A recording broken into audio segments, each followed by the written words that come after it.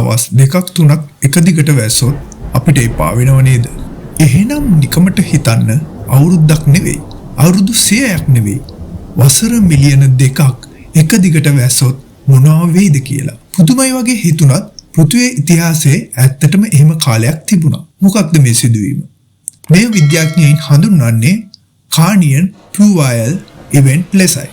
මීට වසර මිලියන 232කට පමණ පෙර ඩයිනෝසරයන්ගේ මුල් අවදියේ පෘථිවිය මත ධාරානිපාත වර්ෂාවක් කඩින් කඩ නොව වසර මිලියන 2ක පමණ කාලයක් එක දිගට කඩහැල්ලුණා. ඇයි මෙහෙම වුනේ? විද්‍යාඥයන් විශ්වාස කරන ආකාරයට මේ මහා වැස්සට හේතු වුණේ අතිවිශාල ගිනිකඳු පිපිරීම් මාලාවක්. වර්තමාන ඇලස්කාව සහ කැනඩාව ආශ්‍රිත ප්‍රදේශයේ මෙම පිපිරීම් නිසා වායුගෝලයට අතිවිශාල කාබන් ඩයොක්සයිඩ් ප්‍රමාණයක් මුදා හැරුණා.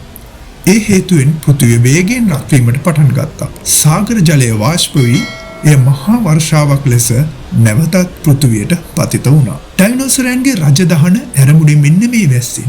මේක තමයි කතාවේ රසවත්ම කොටස.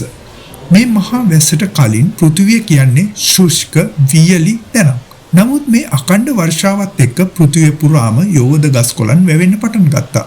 එතෙක් කුඩාවට සිටි ඩයිනෝසරයන්ට මෙය රජමගුලක් වුණා.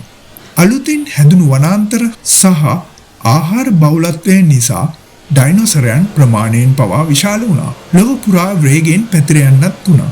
ඉතින් අද අපි කෞතුකාගාරවල දකින ඒ දැවැන්ත ඩයිනෝසරයන් බිහි වෙන්න පාර කැපුවේ මෙන්න මේ වසර මිලියන 2ක මහා වැස්සයි. ස්වභාවධර්මය පුදුමාකාරයි නේද?